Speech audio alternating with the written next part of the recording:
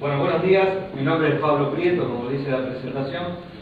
Yo soy el gerente general de PATEC Cala Sur, Cala Caribe a Latinoamérica, es la división de la compañía nuestra que tiene sede en Brasil y donde yo trabajo hace muchísimos años. Cuando me invitaron a charlar en este evento, para mí tiene un significado especial, porque yo soy técnico. O sea, yo empecé trabajando como técnico, ¿sí? Y en algún lugar no le pierdo el gusto a seguir hablando de técnica y me encanta compartir con la gente. Quiero que esta charla sea útil, que no sea aburrida y que todas las dudas que tengan o las necesidades que les surjan a partir de entender esta tecnología la conviertan en preguntas y me lo hagan saber, así capitalizamos esto. Yo para contarles a ustedes y ustedes para llevarse algo de conocimiento si es que no lo tienen, ¿sí? La presentación la voy a tratar de hacer simple porque puede haber gente que conozca algo de esto, gente que no conozca nada. Entonces vamos a repasar algunos conceptos teóricos y por qué esta tecnología es importante para ustedes. ¿No me estaría dando buena esto? A ver. Este es el avance, ¿correcto? Sí, a ver, ahora sí. Yo esta presentación, o algo parecido a esta presentación, la hice hace varios años en el mismo evento del Día de los Técnicos que se hizo en San Martín de los Andes. ¿Alguien se acuerda cuántos años fue San Martín de los Andes? 4 años. Muchos años atrás. En esa época hablar de este tema era medio ciencia ficción, porque el mercado ha evolucionado, no estamos igual que hace 6 o 7 años atrás. Y un poquito charlar por qué el mercado nos lleva a tener que hablar de esta tecnología, ¿sí?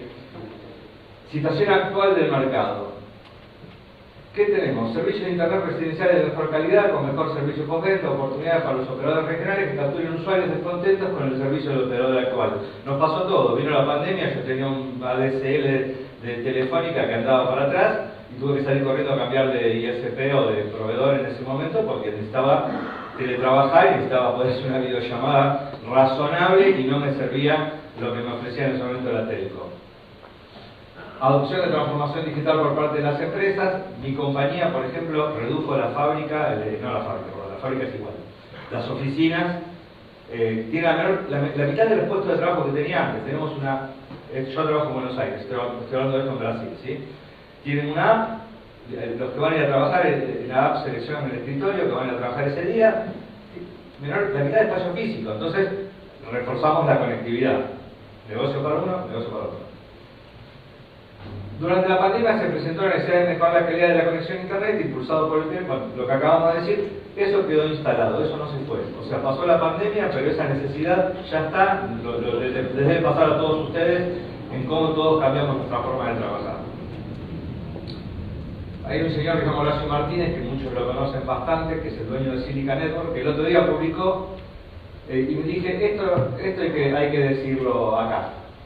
El contexto global de una economía en retroceso sobre la Argentina implica grandes desafíos, pero también oportunidades para jugadores locales con estructuras más austeras, decisiones más ágiles y menor adversión al riesgo. Estamos charlando acá porque justamente los ISPs son esos jugadores, los que tienen la capacidad de reaccionar aún en una economía adversa, con dificultades, tomar acciones más temerarias para lo que serían algunas compañías que no se animan y ganar en ese contexto. El crecimiento del mercado, muy rápido esto, ahora nos vamos porque esto no es lo divertido. El crecimiento del mercado es evidente, cómo fueron migrando los tipos de usuarios, no sé si llega a ver abajo las denominaciones, pero que bajaron los ADSL, VDSL, subieron los fibra óptica a la casa del abonado, que es la banda que está en color rojo, la banda que está en color rojo, y se mantiene parecido, creció un poquitito lo que es el cable modem, pero porque el jugador principal es Cablevisión. Creo que es la única razón, no técnica. Pero 1.68 millones de abonados a 3.34 de cuarto del 2019 a cuarto del 2022. Es un crecimiento brutal de la cantidad de usuarios del sistema de fibra en Argentina. ¿Cómo está dividido el mercado? Bueno, eso lo pueden leer ustedes, no les voy a contar.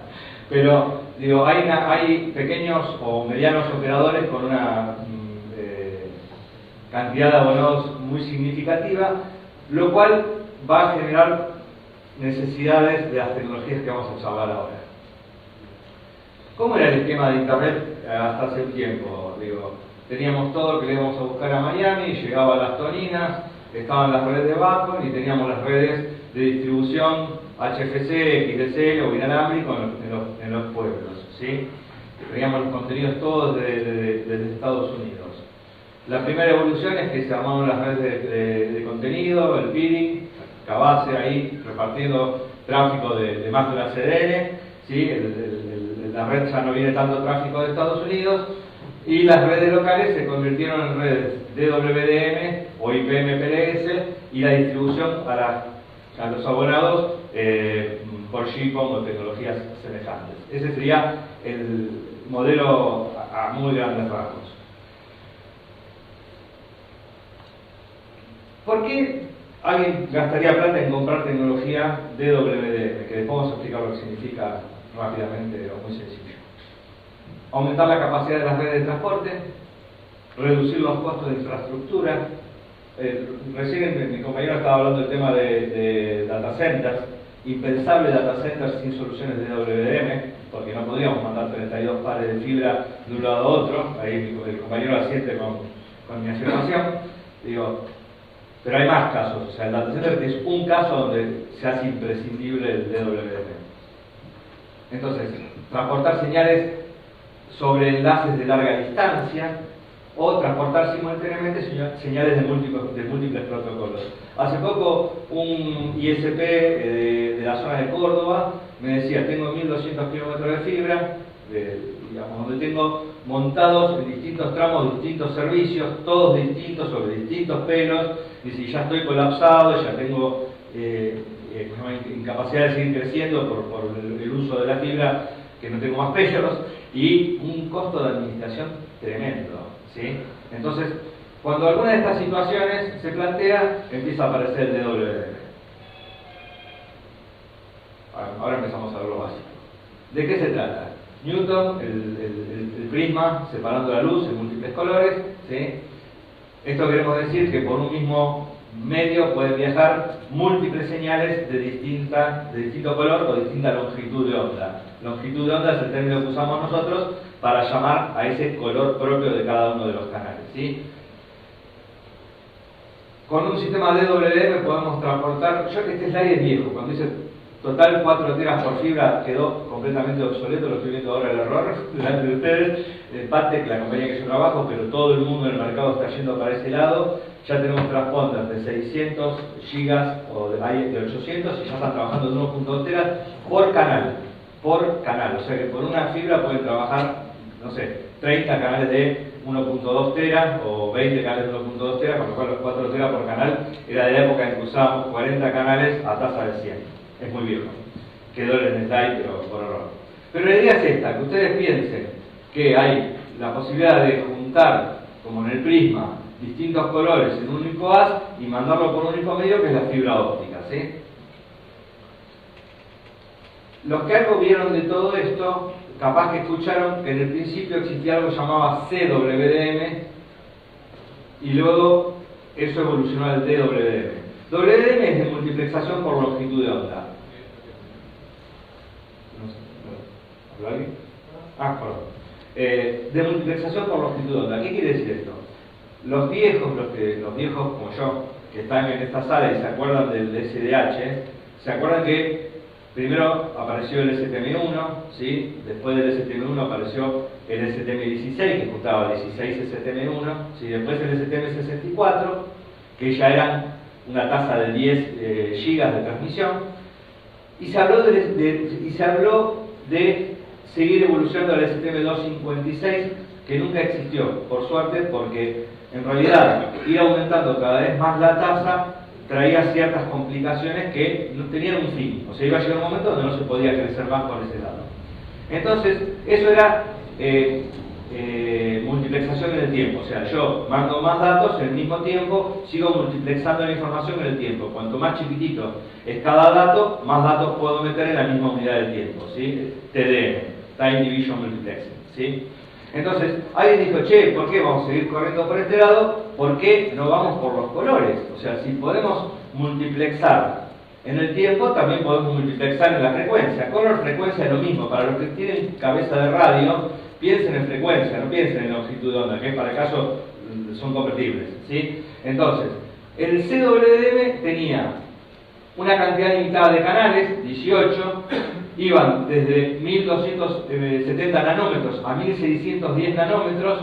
Los canales admitían una tasa de transmisión de no más de 2.5 gigas, o sea que la tecnología permitía una capacidad máxima de conectividad de 45 gigas, y había una distancia máxima de 50 kilómetros. Ahora vamos a ver por qué había una distancia máxima de 50 kilómetros y por qué no la hay en TWDM, que la hay pero no la hay, ¿sí?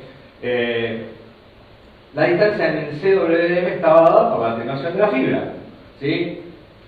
Bueno, ahora veremos por qué.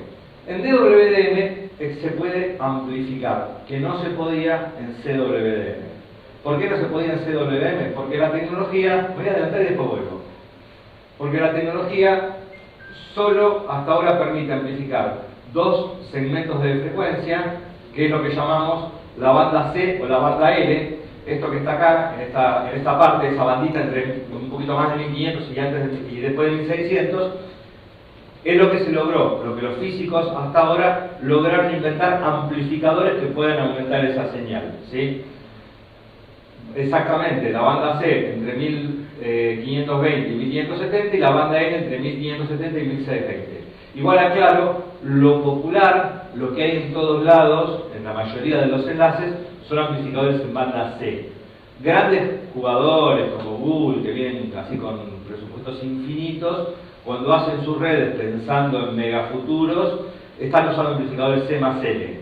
Pero no es lo común, o sea, digo, la mayoría de las empresas hacen amplificación C, que es la típica, y es menos conflictiva porque la fibra se comporta mejor en banda C que en banda L, entonces casi todo es banda C, y ahora después vamos a hablar de las capacidades que ustedes pueden sacar con una fibra amplificada en banda C, y van a ver que es más que suficiente.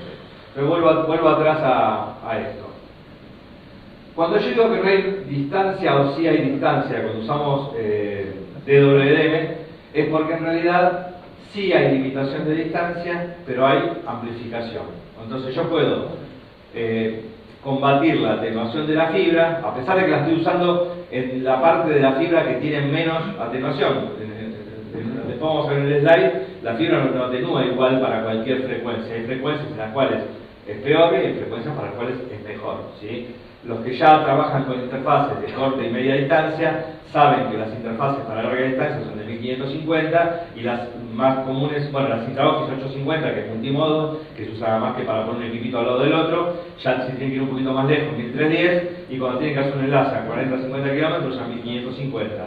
Eso es porque los fabricantes de los módulos, cuando los hacen para las frecuencias o longitudes de onda, que son equivalentes, donde la fibra tiene menos atenuación, porque ya se sabe que si estás comprando eso es porque querés llegar lejos.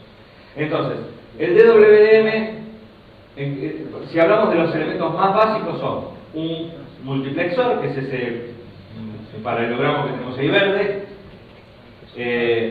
un amplificador, que es el triangulito amarillo, y un demultiplexor. ¿Qué es el multiplexor y el demultiplexor? El que mete los distintos colorcitos de luz de la misma fibra y los que separan la luz cuando llega del otro lado a los distintos elementos que vamos a estar conectando. Entonces, ¿qué tenemos nosotros? Distintos elementos transmisores, que son los transponders que conectamos con los distintos servicios, un amplificador, que en este caso, para dar este ejemplo, está situado a 120 kilómetros, pero podría estar 80, 60, lo que haga falta según la atenuación de la fibra, ¿sí? Y un receptor donde yo voy a poner las múltiples señales en los múltiples colores, amplificada. La señal, ven cómo era así grandota cuando entró, cuando llegó la punta, más o menos la fibra, qué sé yo, depende de los tipos de fibra, 0.25 dB por kilómetro, 0.22 dB por kilómetro, por ahí anda. Hay fibras horribles, nos pasan redes metropolitanas, se llama Data Center. En Chile tenemos un sistema para la que era IBM, que se llama Kindred, donde la fibra tiene 30 kilómetros y tiene 30 dB de atenuación. Entonces tenemos que tener un sistema, porque es fibra metropolitana, en Chile no hay redes, Santiago de Chile, linda y todo, elegante, la parte más linda, todos los cables son aéreos. Tienen 2 millones de fusiones, cada vez que se festeja el aniversario del golpe de Estado se prende fuego una fibra, la vuelven a fusionar, ¿sí? Cuando hay una protesta lo mismo, y así las fibras tienen atenuaciones impensables. Entonces tenemos que poner la amplificación porque es lo que hay. O sea, uno dice, no, pero no podés, es lo que hay. Entonces vos tenés que trabajar con lo que hay y el DWM ahí nos viene a salvar de vuelta las papas del fuego.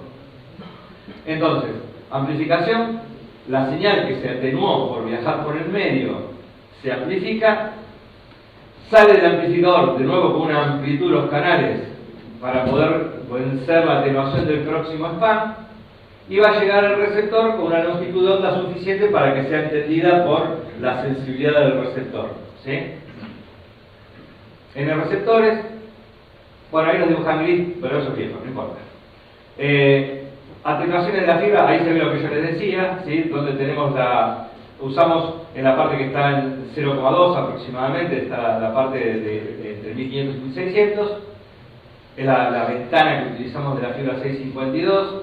Hubo otras fibras en el pasado, pero que no las vamos a analizar porque es para marearnos, fibras que no fueron exitosas, que tenían que ver entre otras cosas, algunas con un efecto que se llama dispersión cromática, que después lo podemos charlar, porque es otro de los factores por el cual ustedes van a necesitar un sistema de DWM en algún momento de sus vidas técnicas.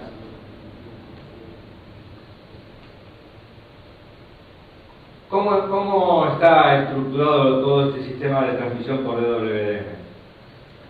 La ITU, que es la Organización Internacional que regula las telecomunicaciones, va definiendo estándares, a los cuales los fabricantes seguimos por alguno de esos modelos, ¿sí? Hay cosas de esto que son verdades que ya son obsoletas, pero todavía son verdades. ¿Por qué? Porque acá yo hablo de espaciamiento de la grilla y ya hay muchos sistemas que son flex grid, donde la grilla ya es dinámica, se va acomodando, porque van saliendo todos los días cosas nuevas, ¿sí? Pero no está mal esto, porque esto es lo más popular, ¿sí? Lo más popular es que hay equipos con grilla fija con 50 GHz de espaciamiento o equipos con grilla fija de 100 GHz de espaciamiento. Si yo tengo 100 GHz de espaciamiento, la banda de la banda C es de 4 THz, con lo cual yo tengo 40 canales de 100 GHz u 80 canales de 50 GHz. Eso es una cosa estándar. Hay una banda que se llama C+, que es C ampliada, donde puedo sacar 88 canales o 44 si son de 100 o de 50 respectivamente, ¿sí? Entonces, ¿qué es lo que estoy diciendo? Como primera apreciación, para hacerlo algo sencillo, con un sistema de DWM tradicional con espaciamiento de 100 GHz yo puedo pasar 40 canales, ¿sí? ¿Cómo se compone una red? Una vez fui a una reunión con una clienta en Chile también, y me dice la clienta, me decía, ¿cuánto llega tu transponder? Digo, no sé, depende del escenario. No, pero tú tienes que decirme a cuánto llega, si querés te miento.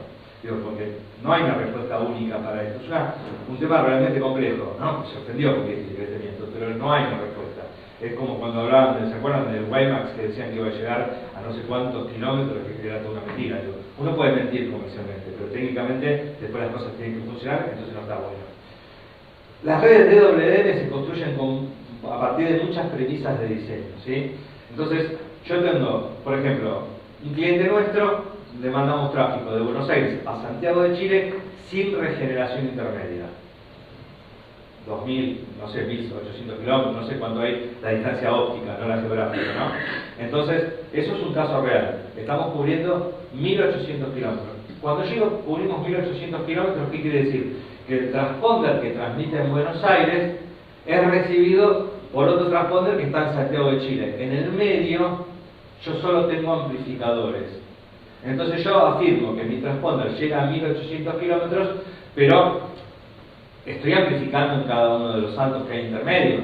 ¿Por qué digo que mi transponder llega a 1.800 kilómetros? Porque en el pasado no llegaba. En el pasado, en la mitad del camino yo tenía que regenerar la señal. ¿Qué quería decir regenerar la señal? Porque los amplificadores, hay gente que dice regeneradores. Es un mundo confuso. Cuando hablan de los de sistema submarino, a los amplificadores los llaman regeneradores. No sé por qué. De verdad, es así, la industria habla de regeneradores. Y nosotros llamamos regeneradores solamente cuando pasamos del dominio óptico al dominio eléctrico. O sea, el transponder, ¿qué hace? Toma una señal eléctrica que ustedes sacan de su equipo, o óptica ahora, porque ya las interfaces son ópticas, pero quiero decir, y se maneja, manda una señal óptica. El amplificador es óptico. Cuando tengo que regenerar, tengo que pasar de ese dominio óptico de vuelta a un sistema electrónico para poder regenerar la señal. O sea, ¿qué quiere decir regenerarla? Entenderla, corregirle el FEC, el formato y volver a inyectarla. O sea, tengo como dos transponders back to back, espalda con espalda, dos transponders. Este entiende, vuelve a convertir a eléctrico o a óptico, no importa, quiero decir, vuelvo a procesar eléctricamente y vuelvo a meter en óptico en el mundo. ¿Por qué? Porque acá está muy bien mostrado. Cuando yo empiezo a transmitir la señal, pongan que esta es la localidad de origen, Wilde, como decía recién en el caso de la red de este cliente, ¿no? Arranco en Wilde, llego al primer puesto en, no sé, en La Plata y amplifico. Yo cuando amplifico, ahí se ve en el dibujo, yo aumento el nivel de potencia de la señal, pero todo amplificador introduce ruido. O sea, cualquier cosa que haga que la señal salga con más potencia, sale con más potencia y con más ruido. Entonces, empieza a jugar algo que llamamos OSNR o relación señal-ruido, ¿sí? Eso se usaba en radio también. Los que trabajaban en radio saben que la comunicación era posible en función de los niveles de OSNR. Y los que no entienden el concepto piensen que cuando ustedes están en una fiesta y hay un montón de bullicio, por más que el tipo que está al lado les grite, no entienden, y si está en un lugar silencioso y yo les hablo despacito, me siguen entendiendo porque el nivel de ruido es bajo y lo que importa para la información es la relación señal-ruido, ¿sí? Eso es clarísimo para entender, rige las telecomunicaciones en todos los ámbitos. Entonces, ¿qué pasa? Yo tengo que tener un transponder cuya respuesta señal-ruido sea lo suficientemente robusta para alcanzar una distancia. Entonces, en cada punto de amplificación yo voy a estar degradando mi relación señal-ruido. Como se ve en el dibujo, cada vez que voy amplificando, la señal-ruido es más grandota y lo que me queda de información es lo que está por arriba del sombrerito, diría Saint Exupéry. Pero no importa. Esto para los viejos, los chistes también. El elefante dentro de la boa, gracias. Entonces, quedan esos piquitos y eso es lo que hay que entender. Y además, hay otro efecto que la información que está en este dibujo que se llama TIL. Si ustedes miran, los tres piquitos no son iguales. Eso es, porque los sistemas no son lineales. Entonces, para las distintas longitudes de onda, los distintos canales, el sistema se comporta distinto y vamos a tener que hay canales perjudicados y hay canales ganadores. Entonces, se genera este efecto de TIL en la señal. Para complicarlo un poco, en la industria del DWDM contamos con dos tipos de amplificadores. Esto yo se los cuento porque lo van a escuchar, entonces está bueno que sepan por lo menos de dónde viene el nombre o de qué se trata, ¿sí?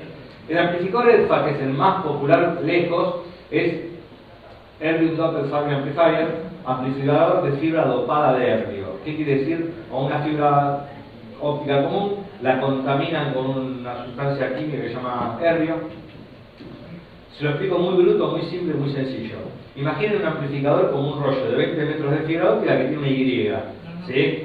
Por una patita viene la señal y por la otra patita viene el bombeo, ¿sí? ¿El bombeo qué es?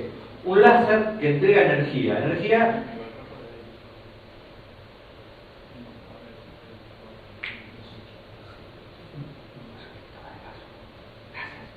Entrega energía en ese bombeo al arrollamiento de fibra. Esta partícula de herbio, lo más fácil, de verdad, lo más fácil que podamos. Esta partícula de herbio tiene electrones, ¿sí? Que están ahí. Cuando le dan energía, el electrón sube un orbital. Se pasa a la órbita siguiente.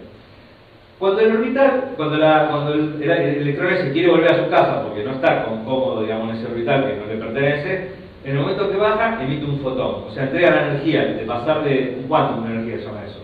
De una capa, de un orbital a otro, entrega un fotón. Una partícula de luz. Alguien se avivó que si metías la señal junto con el... Bueno, si ustedes ponen un analizador de espectro, o sea, un analizador óptico, a la salida de un amplificador EDFA, al cual no le pusieron nada a la salida, van a ver lo que se llama libre emisión. O sea, van a ver ruido. Ruido, yo hago sonido de ruido loco porque es óptico, pero no importa, imagínate, ruido. ¿sí? O sea, mucha emisión de fotones aleatoriamente es ruido, ¿sí? Cuando meto la señal, van a ver, es maravilloso, eso es casi como mágico. Lo que me gusta de la tecnología te emociona. Ves como de golpe el ruido baja y está la señal. O sea, las partículas se alinean con la información, entonces la señal entra y sale con más potencia del amplificador alfa. El otro amplificador que existe todavía es mucho más raro, se llama Raman, y cuesta explicárselo a los clientes porque el fenómeno de amplificación no se produce en la caja. En el ELFA, si lo dibujamos como una caja negra, tiene una entrada, tiene una salida, la señal entra con una señal y sale con otra señal. En el Raman no pasa nada en el amplificador. En el Raman, un señor hindú, de verdad, premio Nobel de Física, se llamaba Raman de apellido, le pusieron el nombre del amplificador, el nombre del tipo. El tipo descubrió que si en una fibra mandabas una señal con una longitud de onda corrida, no me acuerdo si son 120 nanómetros, es una longitud de onda justo, con respecto a la señal que estás mandando como datos, la fibra, o sea, se entrega energía. Entonces, ese fenómeno de Raman sucede. Yo pongo el amplificador Raman, conecto la fibra, ¿sí? Sucede distribuido en el medio, o sea, la amplificación se da en el medio. Es bastante parecida a la amplificación que se gana a la atenuación que se pierde, digamos. Entonces, siempre hago el chiste, como digo, en esa parte de la fibra, en ese tramo de la fibra no pierde. O sea, calculen que el efecto Raman puede darse en más o menos 30, 40 kilómetros, depende del tipo de amplificador, si la potencia que sea de 28 dB, 29, 30 dB, puede dar de 7 a 11 dB, 7 dB más o menos son 30 y pico de kilómetros de atenuación. Entonces, esos 30 kilómetros la fibra no atenúa.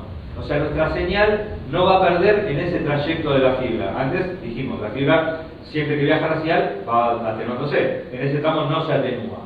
Entonces, acá es un poquitito la idea, mirar cómo se comporta una señal a través de la distancia. ¿Qué es esto? Nosotros tenemos la señal que sale, linealmente baja, ¿sí? Porque la atenuación es constante, llega al amplificador, ping, se va para arriba, ¿sí? Y vuelve a bajar. Esto sería un sistema puro ELFA, ¿sí? Luego le aplicamos el Raman en este caso está puesto en sentido contrario, ¿sí? En el receptor mirando hacia el transmisor, y ahí ustedes ven cómo la atenuación en el último tramo de la fibra era lo que yo le contaba recién. Se da el efecto Raman y entonces la fibra no atenúa, no llega a bajar hasta ahí. Entonces yo ya no tengo que amplificar todo eso, tengo que amplificar un poquito menos, con lo cual mi enlace va a ser menos ruidoso. Primero porque si la señal llega a mi amplificador más fuerte, cuando la amplifico la relación señal-ruido es mejor. Cuanto más débil llegue la señal a mi amplificador, más ruidosa va a ser la salida porque amplifiqué menos señal, con lo cual hay más ruido, la relación señal-ruido es peor. Entonces uno tiene que tratar de que en los amplificadores la señal no llegue tremendamente degradada, ¿sí? Como dato de color, cuando nosotros empezamos a hacer sistemas de DWDM para nuestros clientes hace 10 o 12 años atrás, la premisa era otra. Hay un trade-off entre inversión y calidad de la red, que es la que siempre te permite hacer un negocio, y entonces los clientes querían poner la menor cantidad de infraestructura para llegar al lugar de destino. Entonces uno capaz que hacía saltos de 130, 140 kilómetros, porque de vuelta se quería poner menos infraestructura porque iba a haber un canal de 10 gigas. Claro, empieza a pasar el tiempo y ese cliente que tenía un canal de 10 gigas tiene 20 canales de 100 gigas. Y si vos tenés que regenerar 20 canales de 100 gigas, tenés que poner millones de dólares en regeneradores.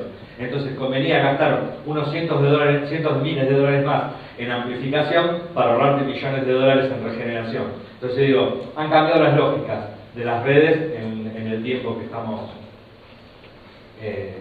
trabajando con esta tecnología. Entonces esta es la ganancia de Raman, la ganancia de ELFA, la atenuación, y hay un caso particular más, solo para aburrirlos, que es el Raman en transmisión. Cuando los enlaces son muy críticos, porque en general el Raman se usa en recepción. Si ustedes miran cómo está dibujada la señal, el Raman estaba apuntando hacia la fuente donde viene la información, y en aquel caso hay un Raman en transmisión. Cuando los enlaces se hacen muy críticos, podemos usar Raman en los dos sentidos. En general se usa en recepción porque tiene mejor comportamiento, pero cuando necesitamos sacar el máximo con un enlace, Raman en transmisión y Raman en recepción. ¿Qué podemos transportar con un sistema de DWDM? Básicamente, servicios de un switch, servicios en el espectro de 100 GHz. ¿qué vamos a pasar en una red real? Todo lo que ustedes necesiten pasar se puede montar arriba de un sistema de DWDM. O sea, no tienen por qué pensar en nada estrafalario. Yo tomé acá, y esto me pareció interesante compartirlo con ustedes. ¿Qué tengo que darle información a mi proveedor cuando necesito un sistema de DWDM? O cuando yo creo que necesito un sistema de DWDM. Le tengo que dar las premisas del proyecto. En este caso era la premisa de mi cliente era un monocanal para vincular dos sitios, recorrido óptico 40 kilómetros en estaciones intermedias. Necesitaban dos interfaces multiprotocolo. Este cliente necesitaba mandar una puerta STM16 y una puerta gigabit para dos clientes distintos, ¿sí? Ese era el requisito del cliente. Bueno, capaz que dice, bueno, 40 kilómetros se podría haber hecho sin DWDM. Puede ser. Hay clientes que eligen tener DWDM, ¿por qué? Porque la tecnología que utilizamos hoy en DWDM se llama Optical Transport Network. ¿Qué quiere decir? Que los transponders ya trabajan en esta tecnología OTN, que es como la heredera del SDH. El SDH, no sé, alguno acá debe haber trabajado en SDH, o trabajaste, bien. Digo, era bueno porque ya vos tenías un FEC, tenías una gestión, podías saber, mirar en el ver cómo estaba funcionando el enlace. Entonces, el OTN tomó todo lo del SDH en términos de que haya una estructuración de la transmisión de datos con un header, con un payload, con todas las mismas cosas del SDH, y le agregó el color. Le agregó esto de que pueda haber múltiples servicios en múltiples colores. Entonces, ¿qué pasa? Cuando en un enlace yo tengo que transportar un switch de 10 GB para esta cosa, un servicio que le vendo a Claro, que le doy transporte para llegar a la radio base de tal lado a tal lado, ¿sí? Otro cliente que me pidió que le transporte, que le pase un pedazo de información, porque lo que está pasando es que la oportunidad que tienen los ISPs es que pueden contribuir con tramos de sus redes a redes de jugadores más grandes.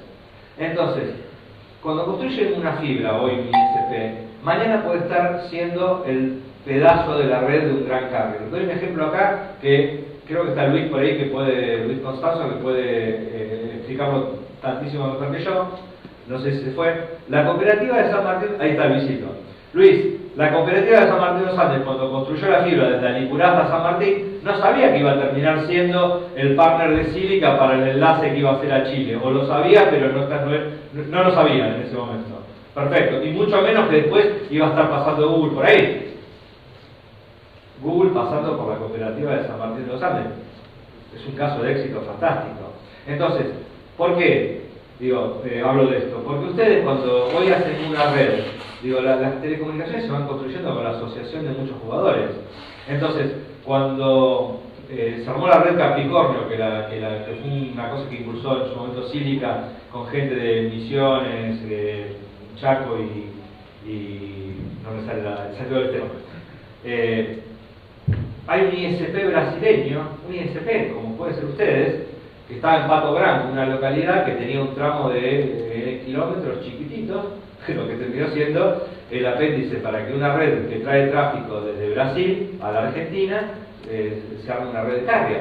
Entonces el tipo aportó, no sé si 40 kilómetros de fibra, pero solo 40 kilómetros que no se podían construir y ya estaban hechos por ese tipo. Entonces el DWDM tiene que ver con esto de que ustedes se puedan concebir en muchos casos como jugadores de algo más grande. Y además que, así como hoy se pueden swapear fibras oscuras, que muchos lo deben hacer, de tomate, de un pelo, hay un swap que se puede hacer, que es el swap de ancho espectral. Es raro, pero cada vez se usa más, que es, yo tengo que pasar un canal a tal lado. Y si tenés que iluminar con la fibra del otro, tenés que poner infraestructura, tenés que poner amplificadores, tenés que poner shelter, ¿cuánto vas a pasar? No, yo tengo que pasar un switch de 10 GB, toma, te doy un canal, te doy el canal 25. Cualquiera. O sea, yo tengo un multiplexor. Cuando le entrego al tipo una puerta de mi multiplexor óptica, no estoy metiendo nada más que la amplificación óptica sobre esa fibra. Entonces le puedo ceder al otro jugador un pedazo de ancho espectral, no ya una fibra oscura. Y el tipo puede pasar su servicio por ese ancho espectral de 100 GB, solamente tiene que meter un transponder o un módulo colorido. Hoy cada vez hay más switch, todo que ya tienen, ustedes lo habrán visto, ya las interfaces de WDM para los equipos que compran normalmente. Entonces, hay que empezar a pensar todas esas cosas. Bueno, entonces, atenuación de la fibra, distancia, pérdida por empalme, margen de seguridad. El margen de seguridad es cuánto quiero tener de más para que el sistema no sea crítico. Y dispersión cromática. Ese es un dato que es interesante porque es uno de los dos if que ustedes tienen que tener en cuenta cuando piensan si por qué tendrían que poner un sistema de WDM. Yo antes hablé de la cantidad de servicios, la cantidad de pelos, pero vieron que las interfaces que hay dicen 60 kilómetros, 80 kilómetros muchas veces. No es por la potencia de transmisión y la sensibilidad de recepción solamente.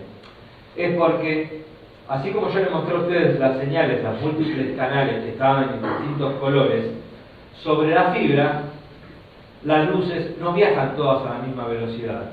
O sea, la propagación en el medio está vinculada con la frecuencia de la señal y con el medio.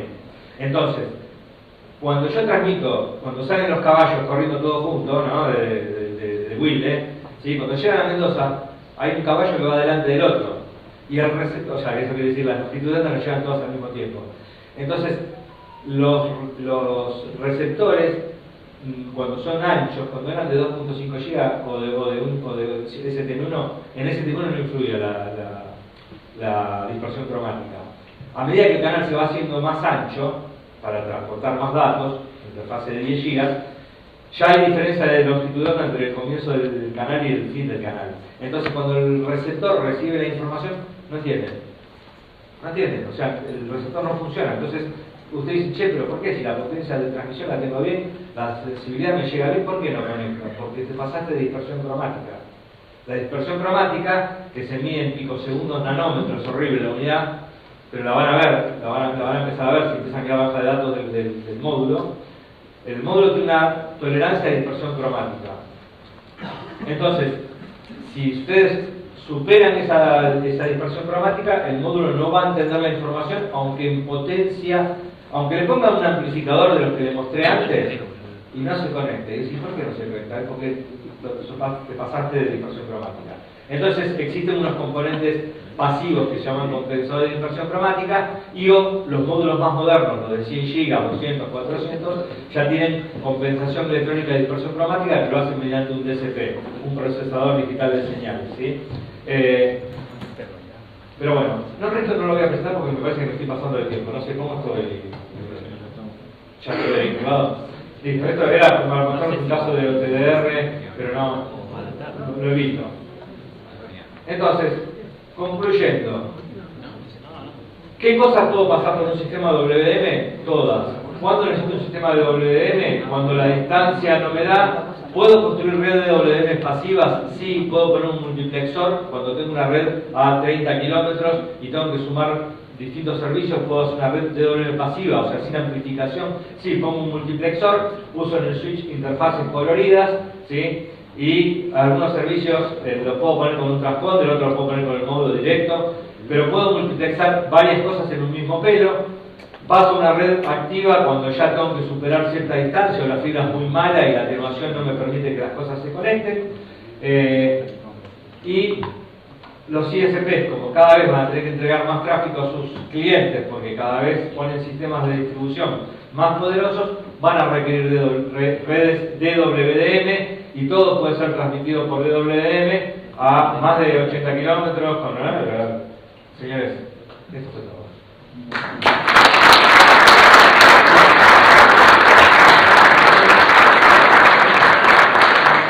Preguntas. ¿Se entendió algo? Gracias. Yo para romper el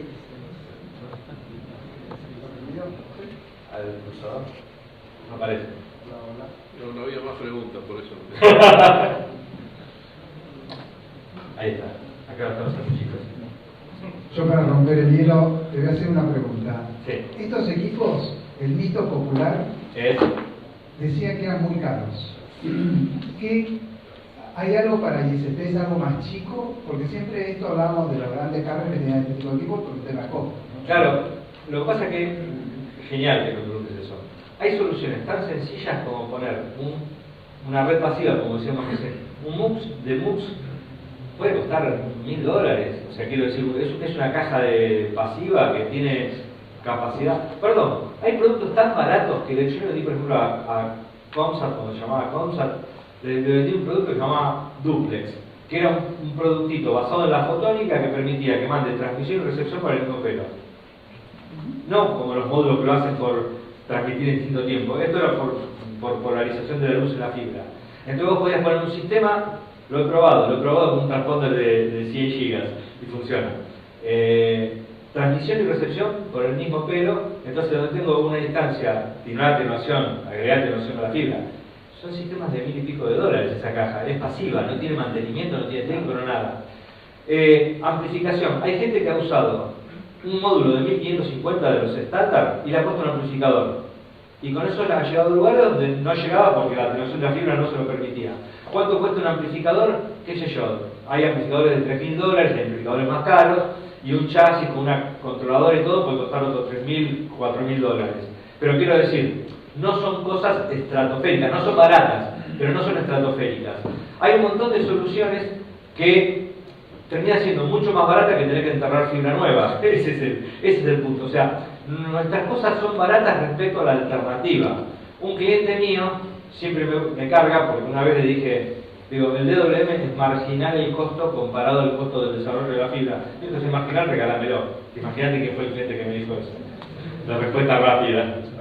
Pero es marginal, porque digo, cuando vos haces un enlace de 150 kilómetros, como hizo la cooperativa de San Martín de los Andes, para traer tráfico desde Alicurá hasta la cooperativa, el costo del enlace, aunque hayan sido, no me acuerdo el número, $150.000, era un porcentaje muy menor respecto a lo que había costado la obra de fibra. Además, esto no puedo, yo tengo vedado de decir cosas comerciales, hay que pegar un ataque. Nuestra compañía, por ejemplo, tiene créditos de fomento del Banco Nacional de Desarrollo de Brasil y puedo financiar a 4 años. Eso es un chivo comercial. No puedo no decir nada comercial, me hace mal. Entonces digo, ¿en qué moneda? puedo hacértelo en real si te gusta más que nada. Eso olvídate. No tenemos a los 12 ni ahora 18. Pero, no, de verdad, digo, cuando ustedes miran, esto lo tienen que pensar en amortizaciones a largo tiempo, porque son sistemas muy perennes. O sea, nuestro principal cliente en Argentina es Cívica, lo digo así a viva voz porque total no hay nada que me obliga a no decirlo. Hay equipos que pusimos con ellos, empezamos a trabajar en 2007. Hay equipos que pusimos en 2007 que todavía están trabajando. ¿Por qué? Porque los sacaron de las zonas principales, como era su enlace Santiago, Buenos Aires-Santiago, y están en redes menores donde el sistema menos pretencioso está bárbaro. Te digo, duran muchos años, entonces esto hay que mirarlo, no llega a ser la fibra que dura 20 años, entonces uno podría pensar en amortizar a 20 años, pero estos sistemas pueden pensarse en ser amortizados 5 o 7 años, tranquilo. Pero además hay lugares donde no van a tener otra solución. Cuando ustedes tengan que llegar a cierta distancia, no hay otra solución. O sea, hay un momento donde, si no pones DWM, no llegás. Me pasó hace poco que era una visita a un cliente con Cívica. Fuimos a visitar una provincia que querían hacer un enlace de 150 kilómetros, iban a poner un shelter en el medio de la ruta para poner un switch, solamente para poner un switch back to back. Digo, pero perdóname, en esa localidad, ¿hay gente? ¿Vas a conectar al cliente? No. ¿Seguro? No. Digo, pero entonces ¿por qué pones el switch? Porque no llega, ¿no? Pero entonces por un sistema de WDM. Porque si vos tenés que poner un shelter, el señor antes hablaba de los problemas, conseguir energía, la seguridad que no te lo roben, cámaras, bueno, te lo pueden robar igual, ¿sí? Un punto de fallo en el medio de la nada, vete a 80 kilómetros. Si vos con el sistema de WM podés saltar un spam de 200 kilómetros, o sea, nosotros no llegamos a ver casos de uso, pero podemos hacer un enlace punto a punto a 250 kilómetros, no hay nada que pueda hacer eso, ninguna otra cosa. Entonces, si vos tenés que no tenés nada en el medio, que a veces pasa, que no hay nada, porque uno suele ser positivista y dice, bueno, pongo el nodo y ahí le doy servicio a Juancito, a Sultanito, hay veces que no hay nada, tenés que salir a conseguir el alquiler para poner el shelter, que no tenés, viste, el contrato que después te da un punto de precariedad, los sistemas de energía, los paneles solares que te los roban, o las baterías que te los roban también. Vos con el sistema de WM no hay nada en el medio, o sea, no hay nada, no hay ningún punto de fallo entre los dos extremos. Entonces, ¿son caros? Sí, son caros. Son mucho más baratos que construir ese punto intermedio en la red. ¿Cuánta gente hace una red de 200 kilómetros sin nada en el medio? Poca, digo, no muchos ISP les pasa, pero cada vez les está pasando más. Nuestra experiencia es, nosotros somos brasileños, nuestra fábrica. Hace 10 años nuestros clientes eran las telefónicas, los grandes carriers. Ahora el 70% de nuestra facturación son los ISPs. Es la verdad, o sea, la empresa está dejando de participar en las grandes ferias como FutureCom para estar en abril. ¿De verdad? No, o sea, googleennos y esto es un dato de la realidad. La compañía cada vez más basa su facturación en los ISPs. También somos una empresa chiquitita, nosotros somos una empresa de 500 empleados que le damos más atención a los clientes chicos, que son más parecidos a nosotros, que otros monstruos que están como grandes proveedores de telco. Digo, eso es otro es comercial. Pero digo, cada vez más los ISPs están buscando soluciones. Quiero decir, cuando tengan algún problema, busquen a su proveedor de DWDM y pregúntenle, si no por nosotros mejor, pero digo, si no pregunten igual, digo, porque les va a ser útil escuchar alguna idea que les pueda dar. Mi intención de esta charla de hoy era que ustedes les queden un poco en la cabeza qué cosas se puede hacer con DWDM, cómo funciona la tecnología y invitarlos a que cualquiera nos consulte cuando sea necesario. ¿Ok?